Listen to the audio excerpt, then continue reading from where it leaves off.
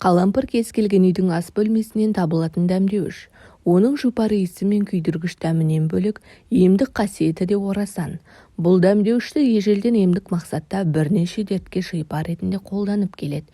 Пайдалы ақпаратты өткізіп алмас үшін каналға тіркеліп видеоны соңына дейін қарауыңызды сұраймыз. Қалампыр А, С, Е, В, В1, В2 тобындағы дәрумендерге бай. Сонымен қатар калий, кальций, марганец, мыс, күкірт, мырыш, натрий, магний және темір элементінің қайнар көзі болып табылады.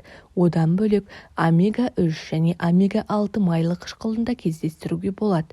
Осындай пайдалы әрі бағалы заттарының арқасында қалампыр халық емінде кеңінен қолданыста болатын дәрі. Халықтық емде тұнба және қайнатпа ретінде қолданылады. Тұнба үшін бір десерт қасық қалампырды 1 литр қайнаған суға салып тұндырып қоясыз. Шамамен жарты сағат өткен соң тұнбаны сүзіп алып ем ретінде қолдануға болады. Қайнатпа үшін 1 шай қасық қалампырды 1 литр суға салып отқа қоясыз. Қайнауға жеткенде отын бәсеңдетіп 5 минуттай қайнатасыз. Белгіленген уақыттан соң қайнатпаны сүзіп алып шыны ыдысқа құю керек. Ауыз қуыс ауруларын емдеуге қабілетті. Нақтырақ айтқанда, ауыз уылғанда, кариес түскенде, ауыздан жағымсыз иіс шыға бастағанда қалампырдың көмегіне жүгініңіз. Ем үшін 1 тал қасық қалампырды аузыңызға салып 15 минуттай шайнайсыз.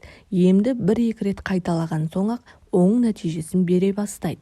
Тамаққа тәбетіңіз тартпаған кезде 1-2 дана қалампырды шайнасаңыз, араныңыз ашылып тәбетіңіз артады. Емді тамақтанудан жарты сағат бұрын бастаңыз. Қан қысымыңыз түсіп кетсе, аузыңызға дереу қалампырды салыңыз. 1-2 дана қалампырмен 10 минуттың ішінде қан қысымын қалпына келтіресіз. Буын ауруларында қалампыр майымен емдеуге болады. Алдымен майды қыздырып аласыз, сосын ауырған орынға сіңдіріп жағасыз. Сыртынан жылы орап 5-10 минуттай тынығып жату керек. Ал сыздауық шығып жаныңызға батса, онда теріңізді қалампыр тұнбасымен сүртіңіз.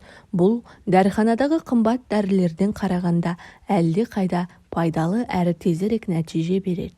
Тамағыңыз ауырып бастағанда, ангина кезінде, бадамша безі қабынғанда қалампыр тұнбасының көмегіне жүгініңіз.